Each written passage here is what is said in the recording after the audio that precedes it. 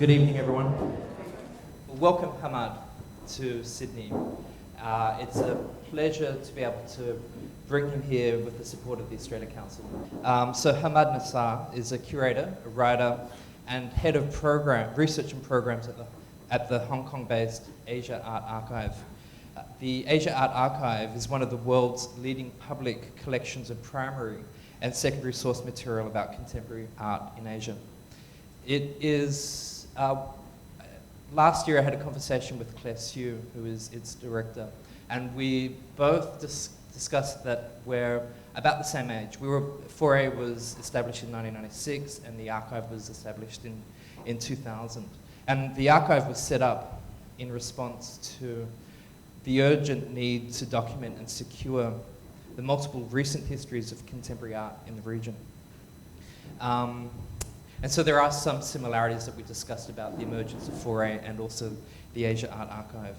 Tonight, we invited Hammad to Sydney to, as we at 4A are beginning to think about our own activities since 1996 and what it might mean to begin to make visible our archive of material which we've collected in this period.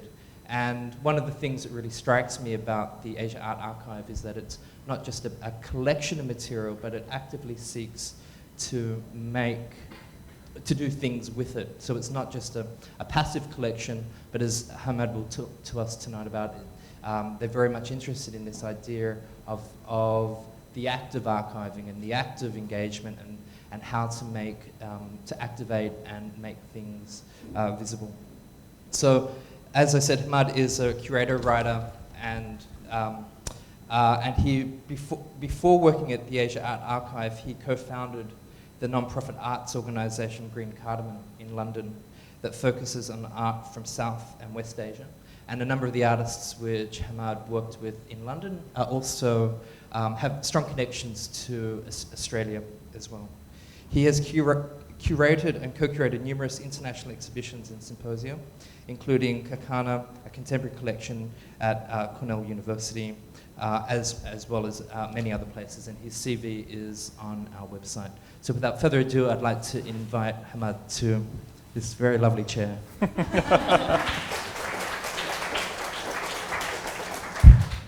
Well, let me start with a bunch of thank yous, but firstly to the people of Sydney for this wonderful weather. I'm coming from rainy and overcast Hong Kong, before that usually rainy London. So it is a lovely breath of fresh air and some sunshine. But on a more serious note, thank you so much, Aaron and the Australia Council for the Arts for this really great opportunity to be here. Coming to Sydney after 16, 17 years, so I really look forward to seeing what's happening here. But just to update, I mean, I think Aaron's already given you a little bit of a framing for what I'm going to hope to do today.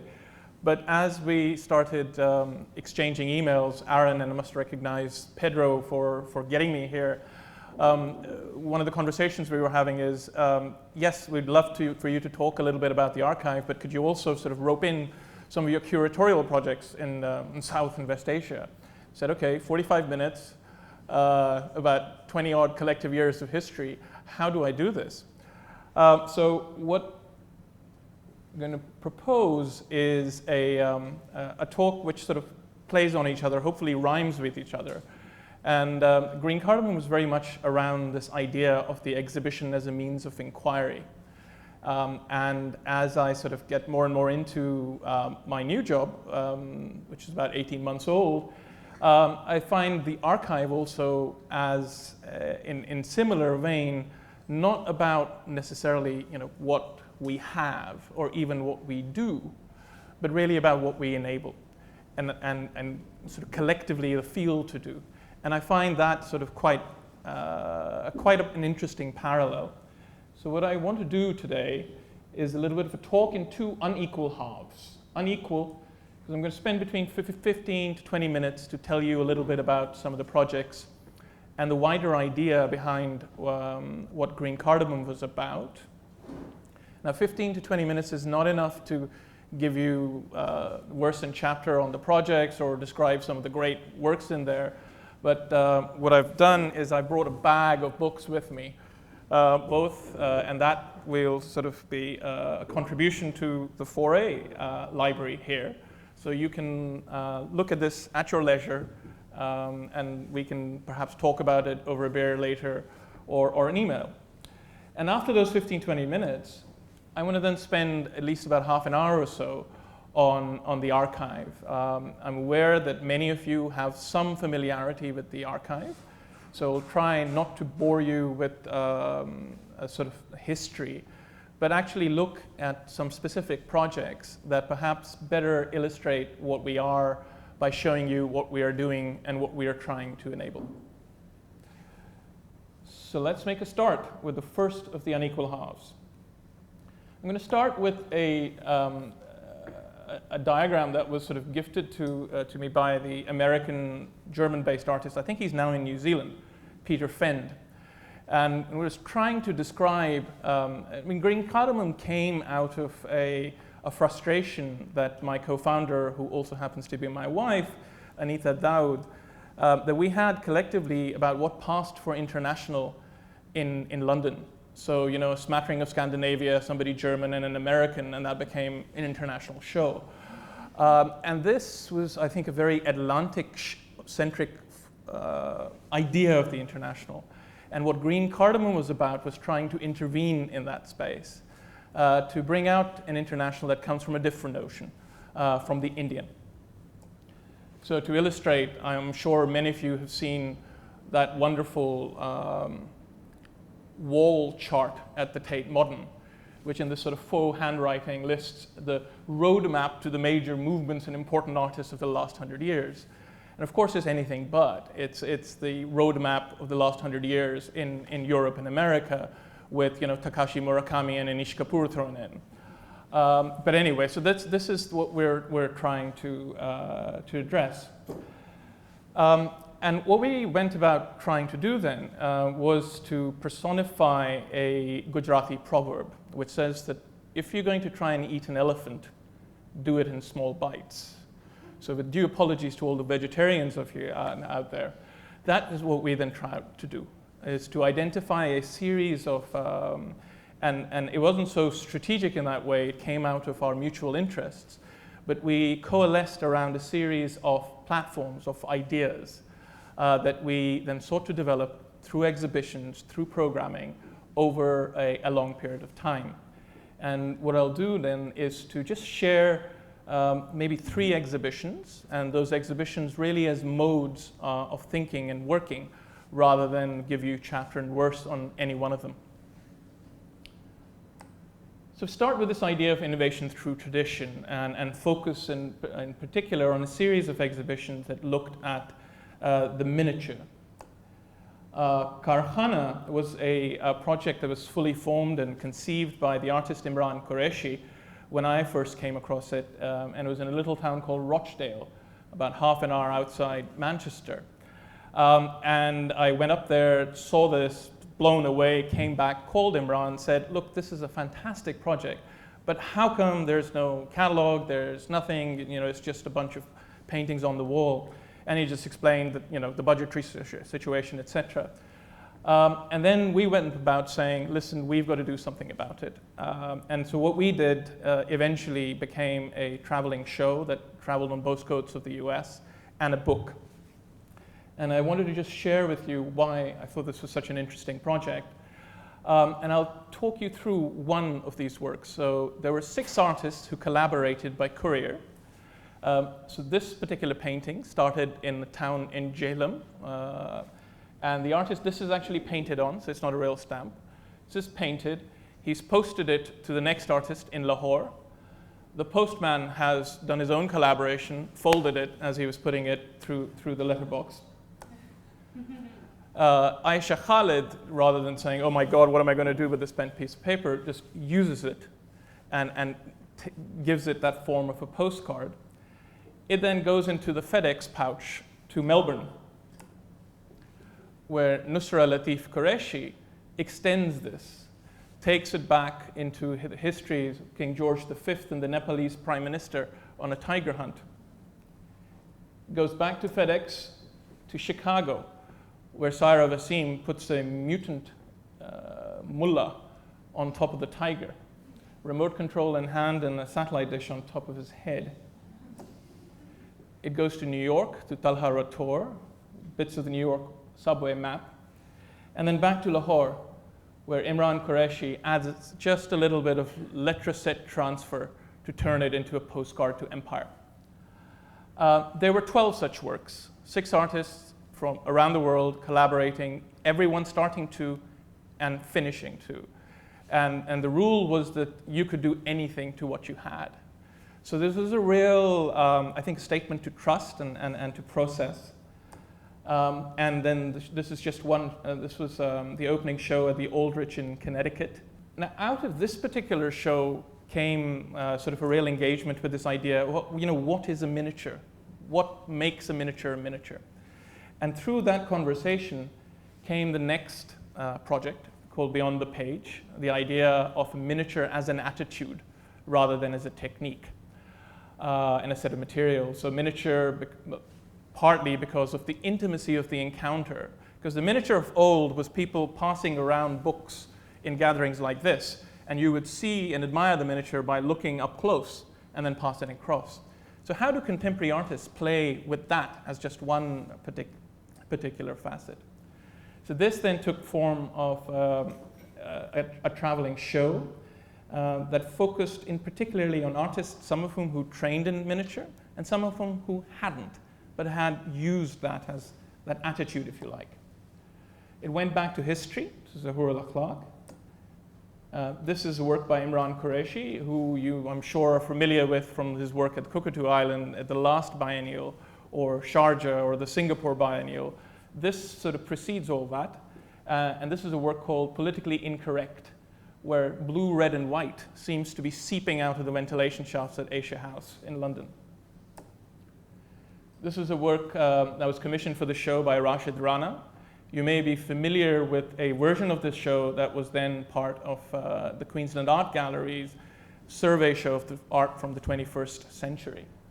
And what you're seeing is the eye playing tricks on you. So the walls are at 60 degrees, but when you see them, it looks flat.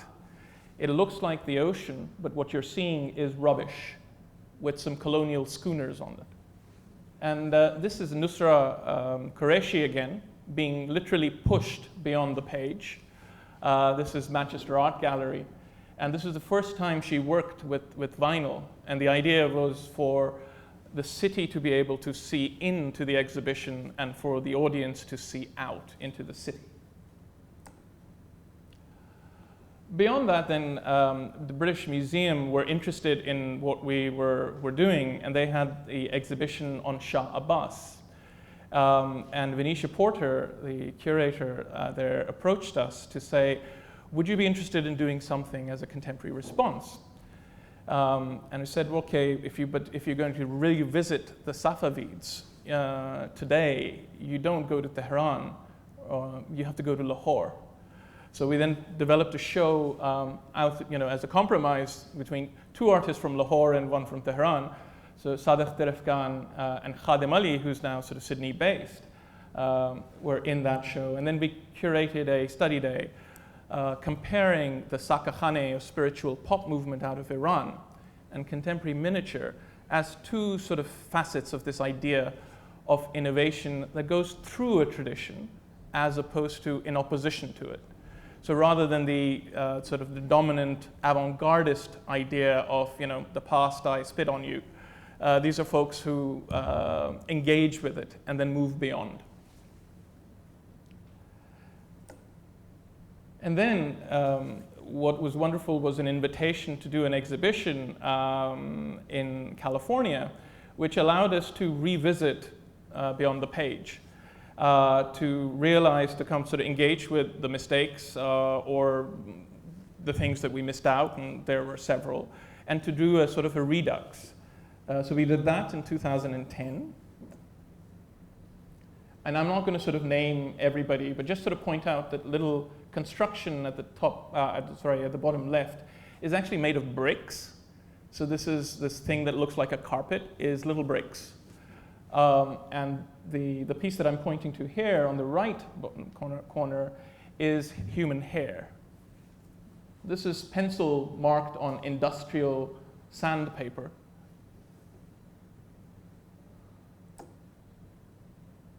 So these are some installation shots. And the work in that top left corner is Nusra Latif Qureshi again. You'd remember her vinyl. Well, between those 2 years, she had one baby and had produced this wonderful work originally for Venice in 2009. And then this was part of the show here. And I understand this has sort of done the tour of Australia as part of, is it called Beyond the Portrait, or it's a show by Christine Clark? Yeah. Anyway, just to pause there, so that gives you a little bit of a flavor of the kind of projects that we were doing. So the 4 exhibitions that I showed you were over a period of 5 years. And that 5 years allowed for a certain density of experience and ideas. What it also does is it tracks what was happening in the world, and it does so economically. So this is the catalog for that first show. It cost about 50,000 US. This is the catalog for the second show, Beyond the Page. Fancy, can you see the E here? So it's Beyond the Page, is literally going on top. It cost about 30,000 US. This is the catalog brochure, really, for the third show, so 2009, the British Museum. So by the time 2010 comes in Pasadena, we're left with this. Anyway, I mean, that's only slightly flippant. I think that the point there is what even that little leaflet allowed to do is it pointed to everything that was before, and it opened up that range. I'm not going to talk about any of the exhibitions here, but just to sort of give you another flavor of trying to engage with the popular drawing, which is a sort of particular passion of mine, where we'll talk briefly about one show called Drawn from Life, where we did a series of 3 small shows in our little space in London, and then brought them together in conversation with a collection of a sort of a medium-sized institution called Abbott Hall in Kendal in the Lake District. Now this was, it's a relatively small institution, but a very interesting one, because people like Kittai, people like, Lucien Freud, Auerbach, they've all sort of, traveled to that part of the world, done work there, and many of them had actually left work to Abbott Hall. So although they were very small, they were particularly entrenched in notions of engaging with nature, about drawing, about life. And we felt that this would be a terrific way for us to have a conversation in the language, in an expanded language of drawing, between mostly dead white people and young sort of brown people from different parts of the world. So how does one sort of look at this language of drawing, which is perhaps before the mobile phone anyway, the first truly global art practice, and treat it in that way. So what we then did was set up a series of interventions in their sort of ground floor permanent space, and then curated the top space out of both their collection and then artists that we happen to work with. And to give you an example, Lucien Freud etching on one side of the entrance, and as we sort of challenged a young artist from Lahore to say, okay, can you produce something that will hold its own at the entrance and will face it? So it was an etching, so he said, okay, it has to be an etching. But what he did with this etching, so this is an etching, but it's on leather. And there is 2 dots of white paint in it in the eyes. The artist is Ali Kazim. The piece that you see on the dining table is an Israeli artist called Noah Lador. and it's a sonnet by one of the sitters of George Romney. So that's the Romney Room. Abbott Hall has the best collection of Romneys in the world. And that particular sonnet, she's written in Braille through piles of salt. I'm going to whiz through this just to give you a flavor. So you have, people like Ayaz Chokio from Sindh in conversation with Stanley Spencer or Kitai. A Tunisian artist, Nadia Kabi-Linke, flanked by Zarina Hashmi on one side and Bridget Riley on the other. And then Sydney's own Jess McNeil, who did this wonderful painting out of a slow pan video in conversation with Andy Goldsworthy. And then the last platform I'll touch on is this idea of identity, belonging, nation. Now this is a huge topic, and we can sort of carry on, and I think it's a topic that will have much resonance in Australia as well. But I will just pick one particular exhibition, it's a project really called Lines of Control, which deals with it through notions of partitions. And it started with an observation from me looking at actually the mark that the partition of India left on our collective visual memories. So between 1947 and sort of 71, when East Pakistan became Bangladesh, depending on which estimate you believe, between 20 to 25 million people were displaced, and between 2 to 5 million people died. So the only thing that I can sort of think of in the 20th century that had that kind of a misery sort of fallout was the Holocaust of the European Jews. But if you think about both sort of the commemorations, the museums, the visual output that addresses the Holocaust versus what's happened around the partition, it's actually just amazing. It asks this question: why is this the case?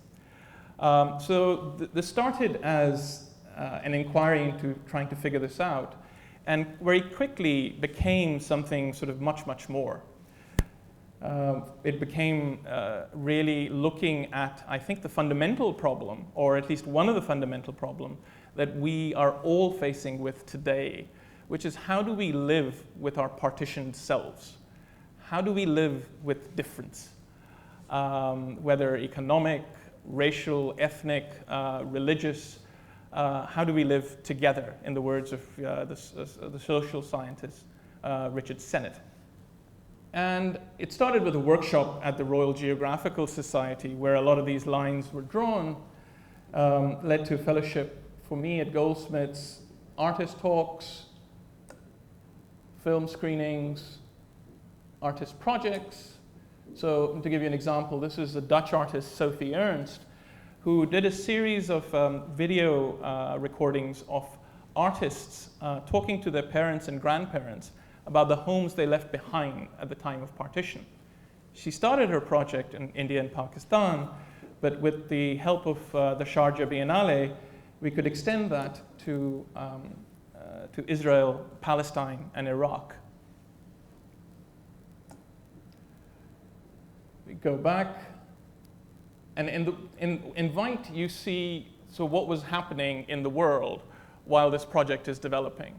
So yes, it is a historic project looking at a historic time, but it's not necessarily about, well, it's certainly not about melancholia and sort of nostalgia. It's trying to sort of also engage with how the past is informing our present.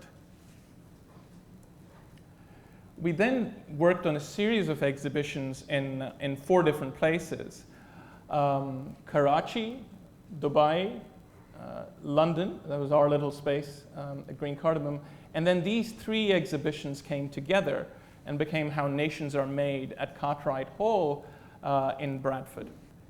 So this, for instance, was a new commission for the project by the Bangladeshi artist Naeem Mohayyeman, where he assembled, and these are all real stamps, and the person featured in each of these stamps is the same guy who is a poet, or rather who was a poet, Qazi Nazrul Islam. And the stamps are from Pakistan, India, and Bangladesh. So the only instance of the same person appearing on stamps of all three nations. And this idea of claiming a politics, a history. This is Nalini Malini and Iftikhar Dadi. The work is the first time a Pakistani and Indian artist collaborated that we know of. And these lines are the Radcliffe Lines drawn by the commission. So the space in between these lines is India. On the left is Pakistan. Enclosed here was sort of East Pakistan, but is now Bangladesh. I'm going to pause here because what you see here on sort of the closest to me, the work, is a piece by somebody in the audience, the artist Abdullah Syed. And it's a work that he worked at a residency in Dhaka. And the colors, I'm sorry they're a bit bleached out, are all the colors of the three different flags. Okay, so we're moving on. Lots of different exhibitions are happening. We're invited to bring this to Cornell, and we said, we'd love to, but if it's going to be at Cornell, it needs to then address Cornell. So we then ended up, this started a sort of a 2.5-year, 3-year conversation. And we ended up working with 7 different faculties, from art history to comparative literature to my personal favorite, the agricultural school, and natural scientists who were engaged with what happens to water, what happens to disease, what happens to cattle, and looking at this show. And for this show, invited Iftikhar Dadi to co-curate this with me. And I'll just sort of share some images with you. This, by the way, is a piece that the red line that you see is by Decolonizing Architecture. And this is the red line that runs through the Oslo Accord Treaty between Palestine and Israel. And those little structures you see are what happens if that line becomes space. Which buildings do they run through? Who owns those buildings? This is a new commission by Rux Media Collective. Tom Malloy. And the lines that you see on this globe are all the man-made lines of the world. So there are no oceans here, just those lines that have been made by treaty, by war. Young Hae Chang, an old work and a new commission. Amar Kanwar. You remember Sophie? Well, she's still going. So it's like the Energizer Bunny. And it's the kind of project that we really like. It's, I'm going to use a food metaphor here. There's something called kunna. It's a Balochi food. And what you do is you take meat, maybe you add a little bit of salt, you put it in an earthen dish, you cover it, and bury it in the sand. And then, depending on how strong the sun is, you keep checking how, every few days as to if it's done or not. So the meat cooks in its own fat. And it's really rather wonderful. And I think of this project like that.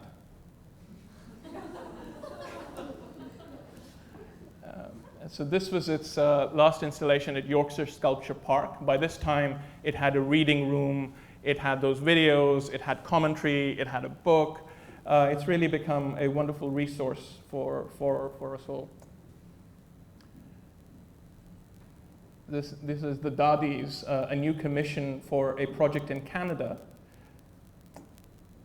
And this was the last iteration of Lines of Control that just closed about a month ago at Duke University at the Nasher Museum. Voila, so that was the first. How am I doing for time?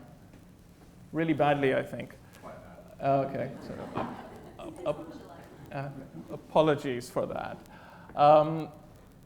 I want to then move to the Asiad Archive. So, and I think, Lines of Control, it's quite a nice transition, because it's that project that I was working on when it was first approached by Claire and the archive to say, listen, we love what you're doing with this way of working. How about coming and working with us? It took a little bit of time for me to actually understand. I mean, of course, I'd been visiting the archive every year for several years, could admire from afar the intent behind it. But it took some time to understand what the archive is and could be. And to me, what's been helpful is to think about it in three different modes. So at A level, and I think some of you may have visited the archive. For those of you who haven't, so at the first mode is the physical library in the archive. So this is my wonderful colleagues in the library, 11th floor of a building in Hong Kong, and perhaps this is, if not the largest, but certainly one of the most interesting, and I'd argue influential collections of primary and secondary material on recent art of Asia. So there is this physical library, which is open 6 days a week. It's free to the public, and is composed about 80–85% largely of donations. So alongside that physical space is our digital collection, where we have been digitizing primary material, so photographs, writings, records, plans, interviews. If I can sort of point to John Clark's wonderful work, a lifetime's work of interviewing people, which we're currently in the process of digitizing, and then make them available for free on the web. And it was only when I sort of moved to Hong Kong that I actually understood the power of what this does. So, as I'm sure many of you have moved and you send out your little email saying, oh, I'm going here, this is my new email address. One of the emails that I got back was from a friend in UCLA, Saloni Mathur, who's an art history professor, saying, oh, great, I'm actually working on a book on Geeta Kapoor and Vivan Sundaram, and I'm planning to come to Hong Kong to do my research. I said, okay, so an Indian art history professor in LA is going to come to Hong Kong to work on the work of two guys living in Delhi. That's interesting. So 2 months into my stint in Hong Kong, I write to her saying, well, where are you? She gets back, actually, you guys have put so much on the web, I don't need to sort of move out of my apartment. So which, was like ka-ding moment for me, because in a way what it did is to say, look, not only are we intervening in the geography of art historical research, we're actually changing its economics. So if Saloni had to buy time out of UCLA, go find some other person for a semester to teach her courses, raise some money to fund, X months away to, visit, childcare, et cetera, instead of all of that, she can pack it all in, on her weekends and evenings. So I'm sure her husband and child are ever grateful for that website. But that's what it enables. So, and that same material of Geeta Kapoor and Vivan Sundaram, there are at least 2 people I know who are doing their PhDs on it. One based in London at the Courtauld, another based in Delhi. But who would rather, and I think find it easier to go on the web and look at all the Geeta's materials than try and knock on her door and find that for herself. So I thought that was pretty powerful. And then the third element is about programs. And programs, and I'll sort of start with Song Dong here, because I know he was also something that somebody that Foray also recently worked with. But programs not just as a way of, an add to what other stuff that we do, but programs as a way, and research as a way of thinking about what goes into the archive, and then also thinking about that as lines of flight that can emanate out of the archive. Because to go back to where we started, so the archive is not just about what we have, or even what we do, but what we enable. And for that, for us to enable anybody, people need to know what we have and what we're doing and what we're thinking and what our interests are. And hence the role of the research and programs. What Song Dong's doing here is he was an artist in residence. He spent a year, Song Dong doesn't spend a year anywhere, but over a year he sort of visited us several times, spent a few days to a few weeks at a time, just actually reading and browsing and flipping through things, and ended up deciding to do what he describes as perhaps one of his most ambitious projects to date, trying to rewrite Chinese art history, at least for the last 36 years. So he produced a work called 36 Calendars.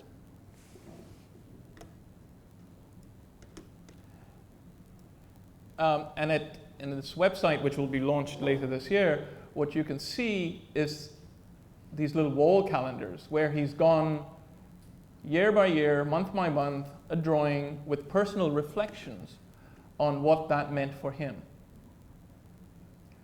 So that, for instance, starts with him reminiscing about when he first saw TV, and that moves forward. Then that event that you saw was inviting 432 audience members, so ranging from children to the elderly in an old people's home, to I think perhaps one or two people who might even be seated here, to come and work on top of his drawings, so to make them theirs.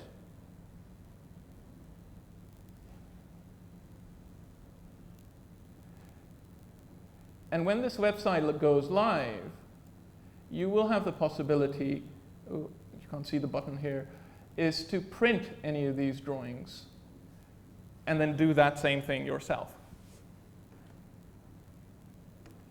So that's one of our programs sort of working with artists. Another that you might have seen at, if you visited Art Basel last year, I mean, the archive has always had a booth at what used to be Art Hong Kong and is now Art Basel. Last year, we sort of got there and sort of scratched our heads to say, look, is doing displays and sort of exhibitions of material in our archive really the best use that we can make of some of the most expensive art real estate in the world? So what we decided to do was then open that up to say, okay, for those 4 days of the art fair, we will use our booth as a place where you can meet. So these are all meetings without walls, where we put out an open call and asked for proposals as to artists, curators, historians, what do you want to meet about? And then we will try and make that happen. Invite the people that you don't or you may not know. So there were things around, collaboration, about institutions, about writing. C&G, the artist couple, proposed one of my favorite projects, which was interviewing artist parents as a new form of art historical research. We've actually now, C&G are currently this year's artists in residence, where they're extending this project. Anyway, you get the picture. Another sort of research and program, and I think you see John Clark here in the top one, is the sort of thing that you'll be used to from the academic world. A symposium looking at the idea of the exhibition as a site of art historical construction, particularly relevant in Asia, where both the academy and the collecting art historically writing museum are at best nascent, at worst non-existent, depending on where and which part of Asia you are. So the exhibition ends up doing real work. And it was a mixture of sort of keynote addresses by folks like John and Eric Rogoff and Gao Ximing, punctuating sessions that had different formulations of the exhibition as a site, as a cartographic articulation. Simon Soon, who's in the audience here, presented a wonderful paper there on a particularly important exhibition in Malaysia. And then as a historical proposition. And this then has wound up. You can see the videos on the website, so all of that is available. But then also we worked with Yishu on a special issue that devotes itself exclusively to this symposium.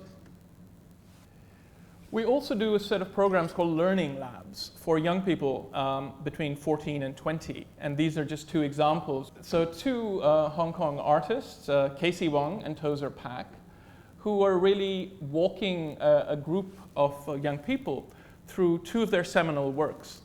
And the idea here is to convey an idea of art as, you know, if artists are really sort of pointing things to what exists in the world, they notice them and help the rest of us to actually notice the same thing, to make sense of the world that we live in. Then how do we inculcate that kind of a curiosity, that way of looking at the everyday? And let's start young. Let's sort of forget the sort of the already invested people. So this is a set of programs where artists will share their process. So they'll invite youngsters into their studios, occasionally take them to existing projects, and spend time with them, talking them through, looking at the art that they're producing through their eyes. And this is one of my favorite programs. This is when we take parts of the library for a walk. It's called Mobile Library. This particular walking spot is in Jaffna in Sri Lanka. And for those of you with a little bit of knowledge around Sri Lanka will know that until about 2-3 years ago, Jaffna has been through a hellish civil war, which included burning down its public library. So it's a very emotional moment, actually, when you think about returning books to a place where so many books have been burnt. And we worked with the University of Jaffna and the independent publisher Raking Leaves to actually stage this place, a little refuge outside the university. And for 2 months, art classes were held here. And then both students as well as artists responded to the mobile library with an exhibition, and then with the program around what it means to archive, what it means to collect.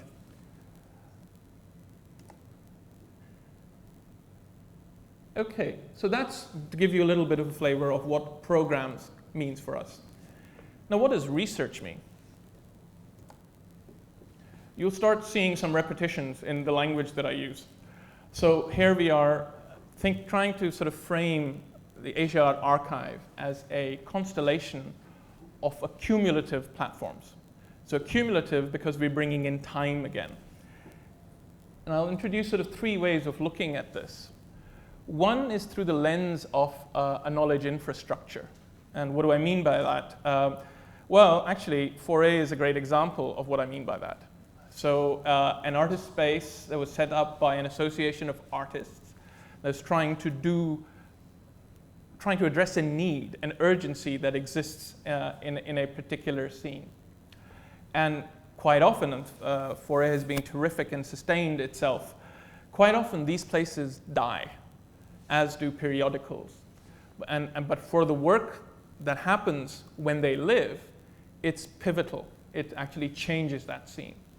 So what happens to the record of that? And this is, in a way, I think, one of the most precious carriers of art historical knowledge in Asia. And this is one of the areas that we're looking at.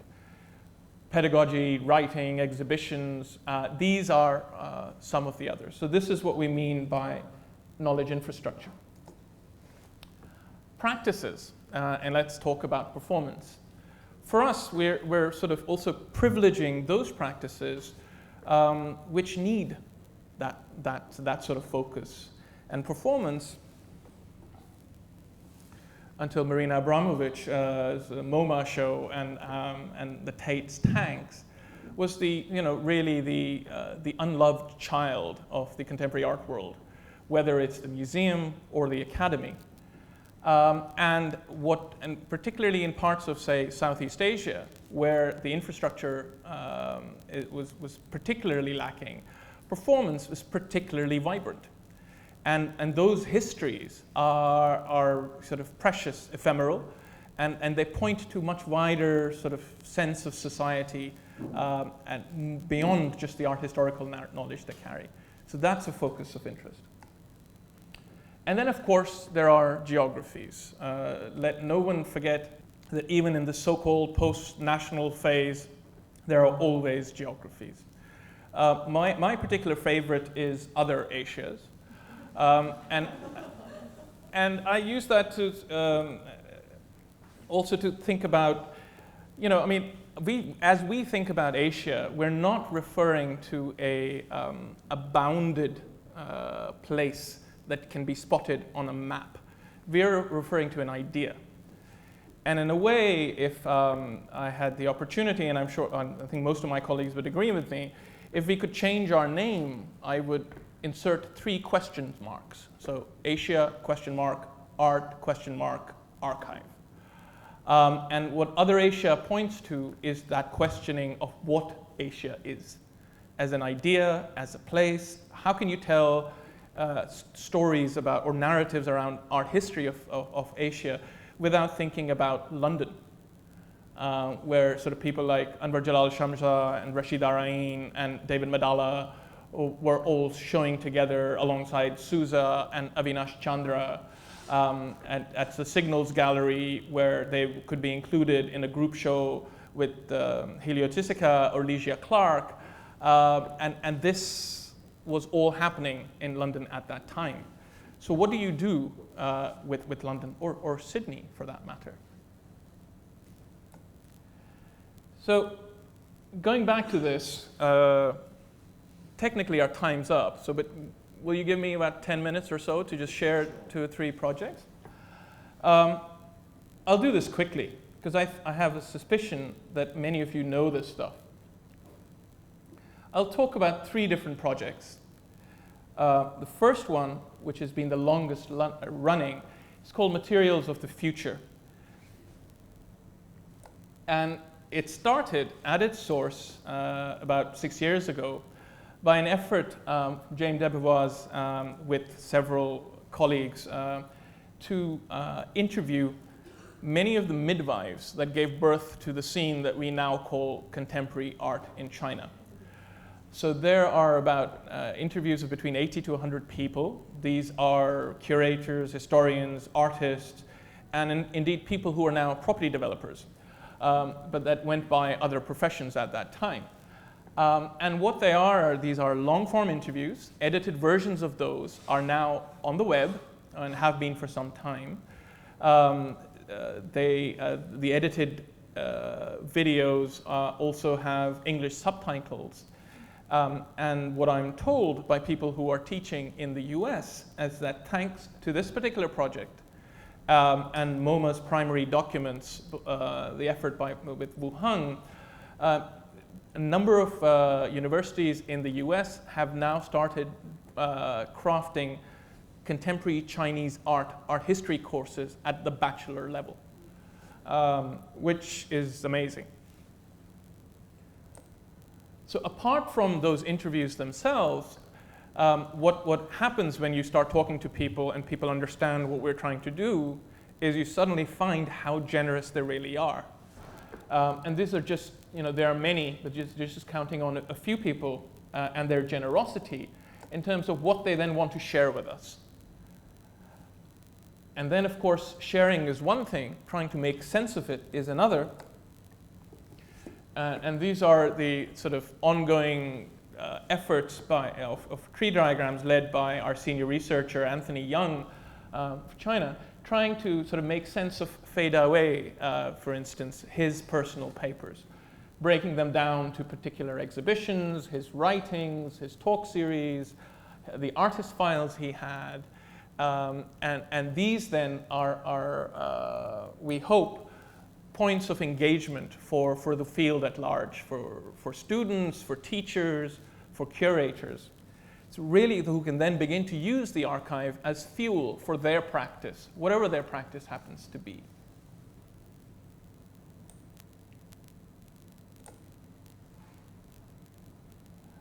Also on there is a little bibliography pointing to all the other people who've done bibliographies and have tried to make sense of this time period. Okay, so we looked at we've looked at China. We now want to introduce a project that it's ongoing in India, where we're trying to develop a bibliography of art writing over the last 100 years in 13 languages. So we've been working on this project for 2 years. The red spots are where we've had researchers posted, or rather sort of engaged anywhere between 3 to 6 months. And I gave a version of this particular project in China, and my colleagues, most of whom are Chinese, whenever we talk about languages, they said, oh yes, dialects. So Cantonese, Mandarin, Putonghua. I said, no. These are languages. This is Gujarati, Tamil, Urdu. These are, of course, there's also that quintessentially Indian language of English, which a lot of people have written in. But what we're trying to do is understand how things travel in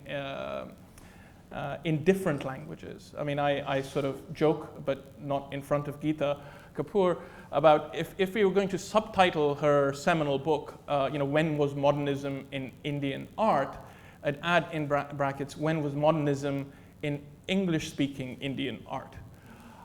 Modernism in Bengali-speaking Indian art or Malayalam-speaking Indian art has its own trajectories, has its own timelines.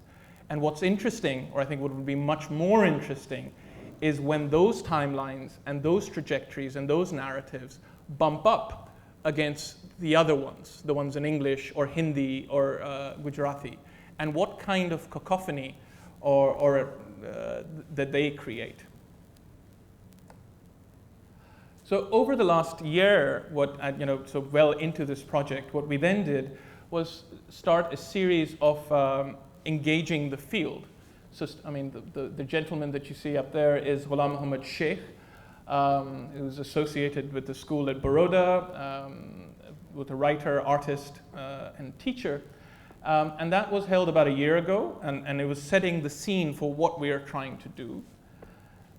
The one on the sort of the bottom is at the Clark Institute, where we, thanks to the Clark and the Mellon Grant, we were able to invite people from, in fact, you can probably see lurking right behind Chaitanya Sambrani from ANU.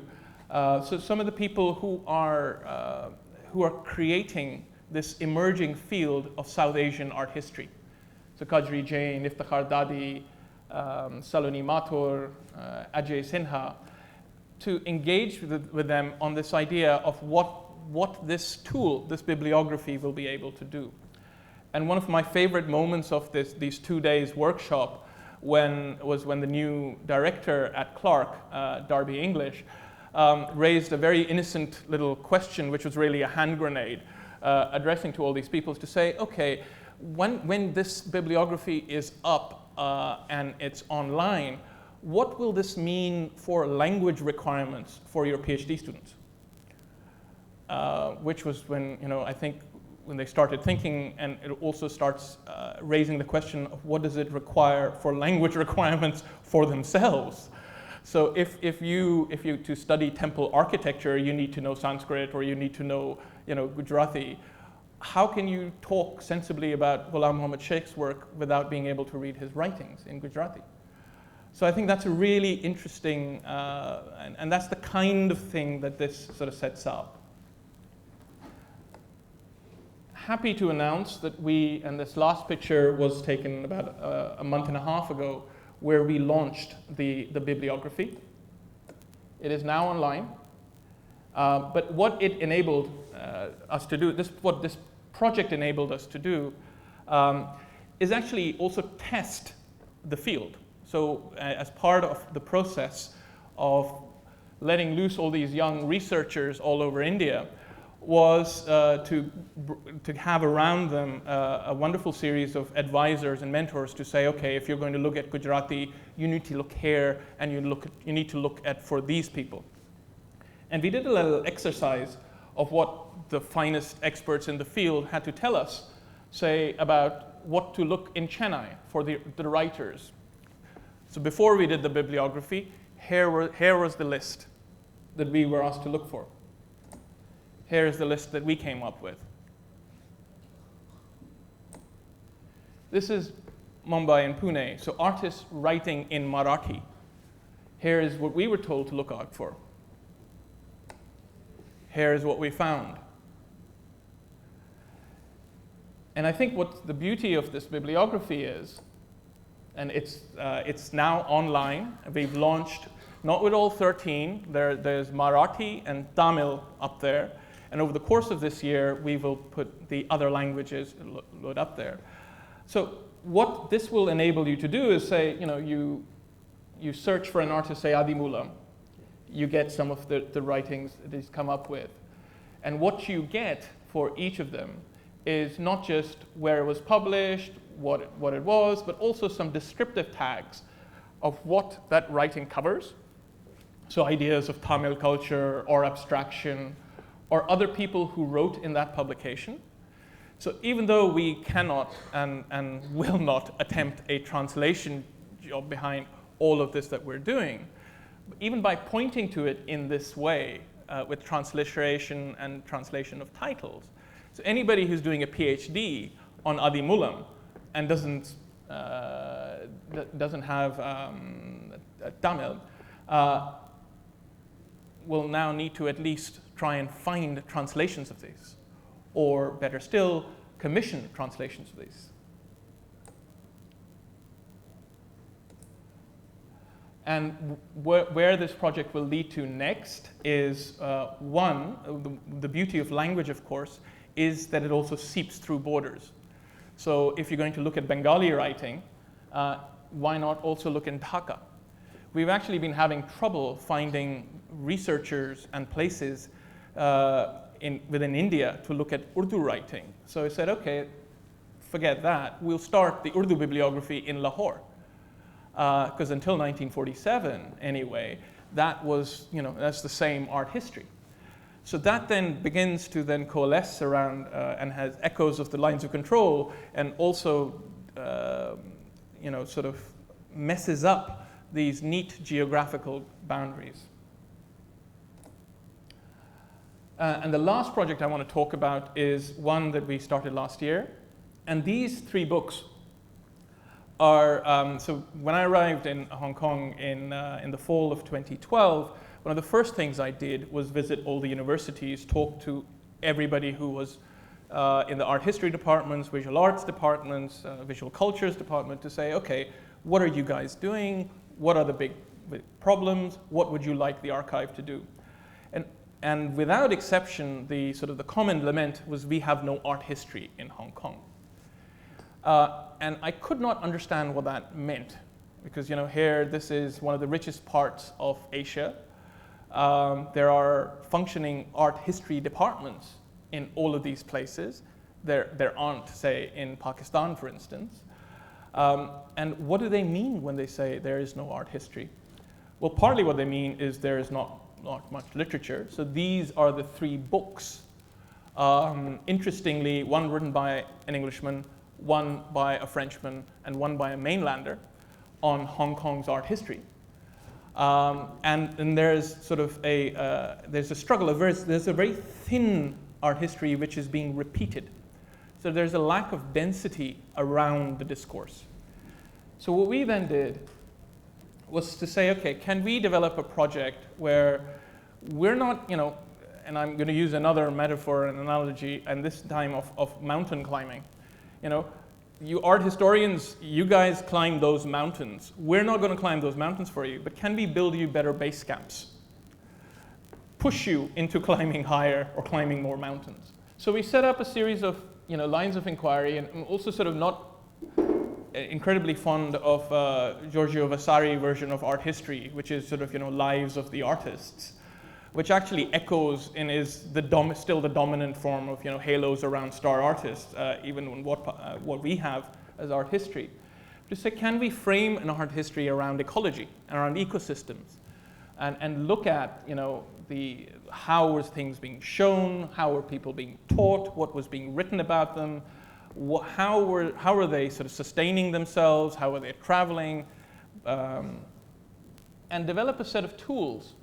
So interviews, so a la what you saw in the China 1980s projects, digitized material, timelines of exhibitions, bibliographies, a la what you saw, but in a potted version for the India bibliography around Hong Kong. And this is a small little clip of one such interview. 咧就有啲批評人哋，批評人哋咧，我就本嚟就係唔想遮掩，但係咧我如果用咗真名，你係識搞版畫嘅，點解你批評我哋油畫？咁啊變咗人哋一種對你一種先入為主，咁啊為咗避免有呢種，佢哋將我套咗係一個搞木刻或者係搞鄉土藝術嘅人去批評佢哋現代，就無謂咁就用咗筆名，結果就慢慢啊咩松竹啊、石上清啊、咩姜子霖啊，做咗一大堆，結果來去個都猜到係我，咁乾脆唔好啦，就用翻真名算。所以後期就基本上係用真名啦，係咪？真名啦。咁不過有人又懷疑我呢個係筆名，係我真名係假名。This is Muchong Gay, an artist, also a set designer for Hong Kong television, also a writer in Chinese under various pseudonyms. And the pseudonyms came because, as he was describing, as somebody trained in woodblock printing, he wanted his writing on oil painting to be taken seriously, and therefore he wrote under another name. And then, if he was writing on something else, he would write under another name. So he had a whole series of pseudonyms, which were then about, specific projects or ideas or specific media that he would then write on. So we had 5 of these long-form interviews that we anchored this project around. And many of several of the people who we were interviewing were again generous, sharing with us their personal archives and materials, allowing us to digitize them and make them available on the web. This, for instance, comes from the personal archive of Sandra Walters, the son of Ali San Fine Art. Well, before Ali San, she had set up something called Arts Promotion. And this is one of the first functioning commercial galleries in Hong Kong, inside a mall. And yes, you read it right, it's actually a branch of Société Générale. And for 2 years, that particular branch in the Landmark Mall hosted, if memory serves, 42 exhibitions. And then we did a sort of a programmatic talk thinking about what this project reveals. And as I said, this is all now available on the website. So these are 5 interviews. You have there, some material which is being collected and made available. And this is our idea of how this little project can then talk to other materials that we have within the archive. And I'll sort of talk briefly about 3 of them. The actual manuscripts that the foremost critic for the South China Morning Post, Nigel Cameron, gave to us. So these are typewritten, corrected manuscripts. This is the studio of Ha-Bik Chun, who some of you may know as an artist, but what he was also, for 4 decades, a chronicler of virtually every exhibition in Hong Kong. So these are albums of his photographs of Hong Kong exhibitions from the late 60s to the noughties until he died. And this is a series of programs where we are inviting different people. So this is Christina Chu, the former chief curator of the Hong Kong Museum of Art, talking about art historical trajectories. And on the right is you have Michelle Wong, our researcher based in Hong Kong, working with teachers teaching art history to help them develop teaching plans based on some of that material. So that then becomes sort of like a little mini ecosystem. And then the further idea is to then connect that to other resources that exist elsewhere. I should just stop there, and because I'm already sort of about 15 minutes over the allotted time. But I hope I haven't exhausted your capacity for listening about the archive and curating. And if we have some time, Aaron, maybe we can take a few questions. Thank you, Hammad. Thank you.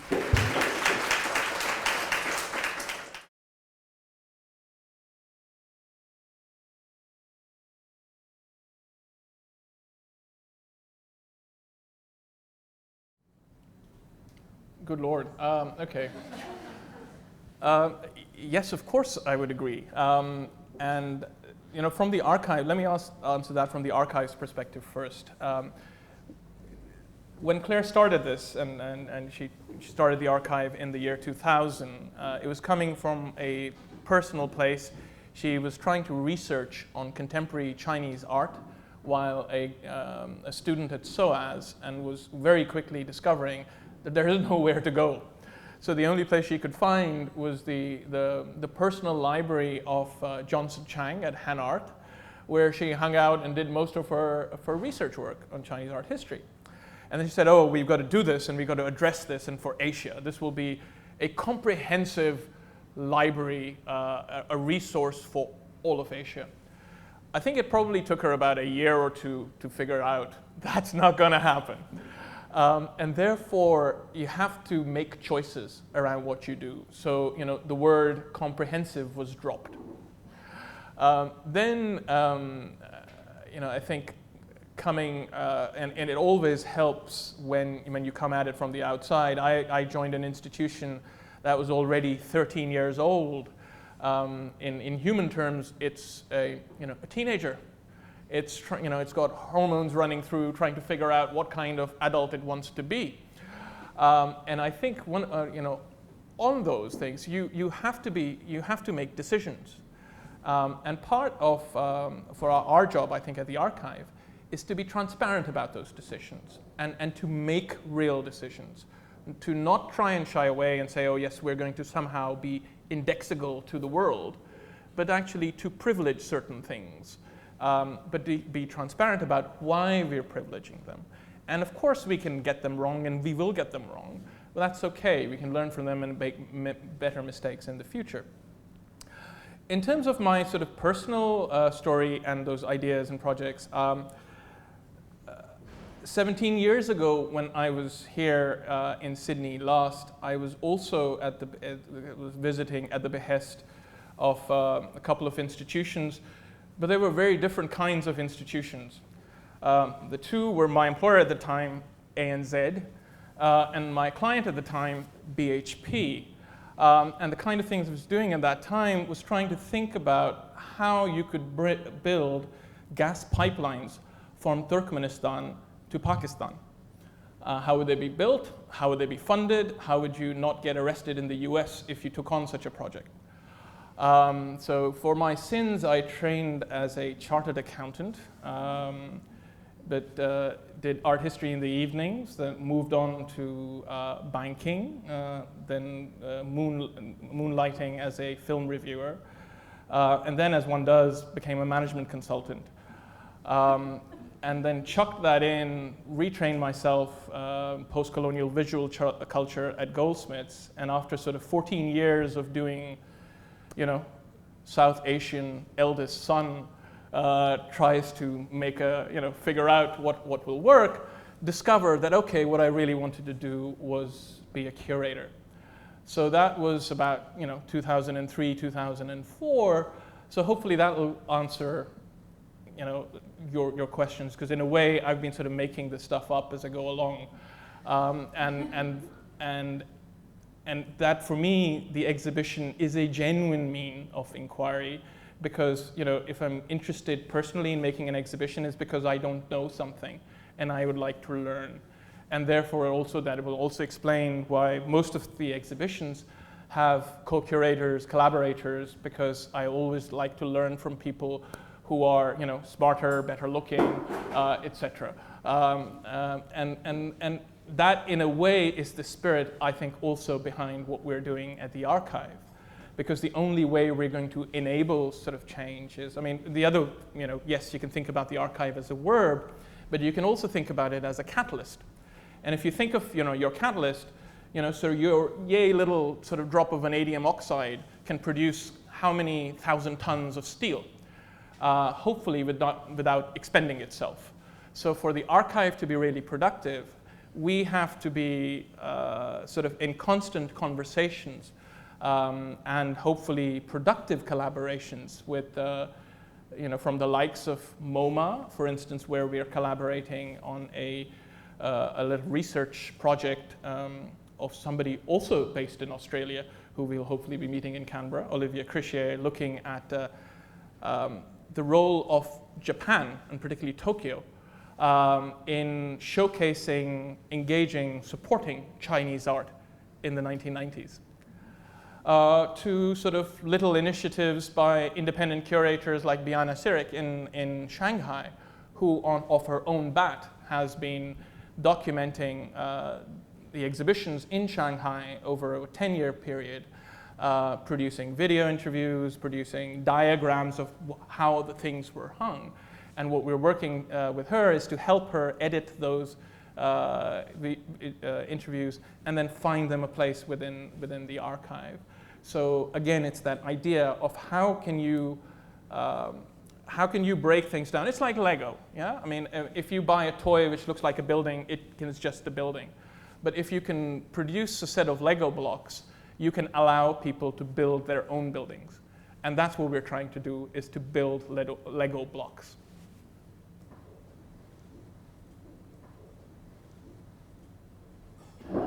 Well, we studied a whole bunch of bibliographies, including John Clarke's, of course.